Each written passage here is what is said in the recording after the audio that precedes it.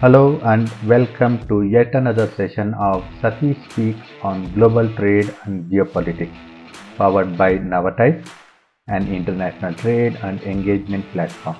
This is your host Satish Kota. In the previous episode, we discussed all about the primary choke points through which over 70% of the global trade passes. If you haven't watched them, you may want to watch or listen to them first. In this episode, we are going to indulge into the 9 secondary choke points where, when choked, only few countries are affected, or they were previously a well-traded route before the primary choke points came into existence. Before we start into the details, can I request you to like, share, subscribe, hit the bell icon and give your comments. Your comments are important to us to create better content on the international trade and geopolitics. These are Torres Strait. The Torres Strait is in the Pacific region that divides the Australian mainland at the south with Papua New Guinea in the north. The strait connects Perouse Sea and the Coral Sea. This was once the sea route of the Polynesians. Tsushima Strait.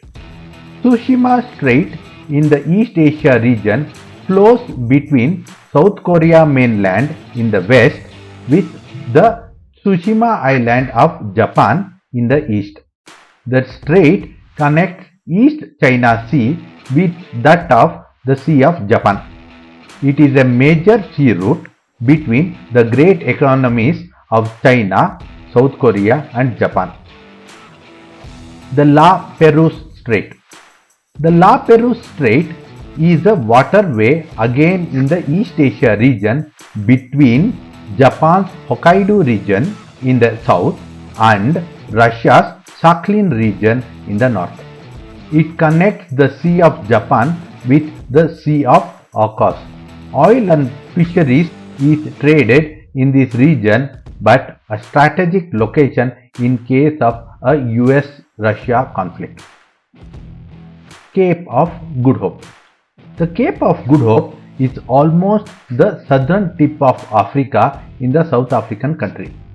This is one of the strategic shipping ports until Suez Canal was built and was the primary route from Europe to India and the East Asia. This choke point opens up for heavy traffic whenever the Red Sea goes into crisis. The cape connects the Atlantic Ocean with the Indian Ocean. Danish Straits. The Danish Straits are set of 5 straits in the Nordic region between the North Sea and the Baltic Sea. They are shared between Denmark, Norway, Sweden and Germany. They are called Danish Straits because earlier these straits were in the inland waterways of Denmark. The Strait of Dover.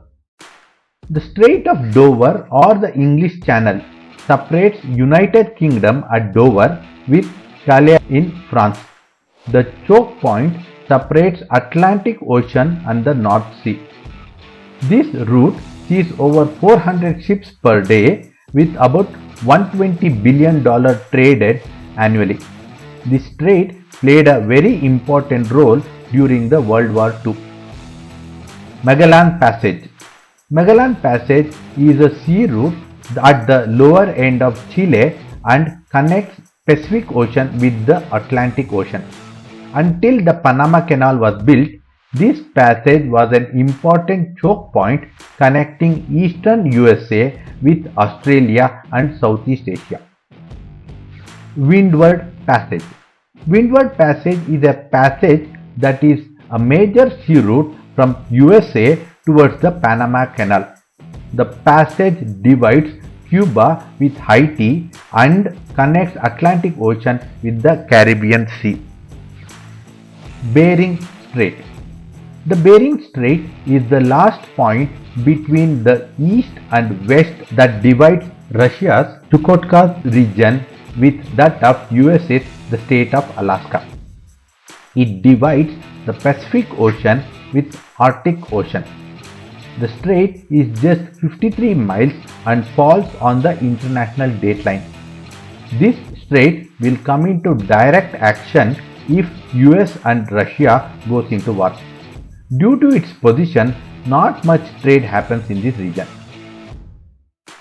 This session is brought to you by NAVATIES, an international trade and engagement platform. The platform provides a one-stop place for new and existing exporters and importers and service providers in the international space. It is a support system for international trade information, export-import preparation, export-import marketing and sourcing, consignments and logistics support, and trade finance activities. More importantly, they work as a support system as well as a safety net when something goes wrong. So, all in all, it is an EXIM hub for exporters, importers, and all the vendors and service providers in the international trade.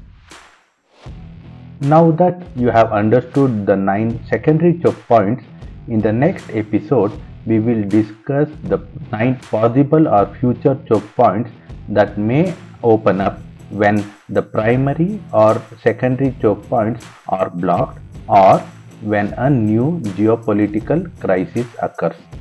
Before we end, can we once again request you to like, share, subscribe, hit the bell icon and give your comments to this session. Your comments is very important to us to create better content in the space of international trade and geopolitics. Thank you for watching or listening to this session, and until next session, this is Satish Kota signing off. Stay safe and stay healthy. Bye.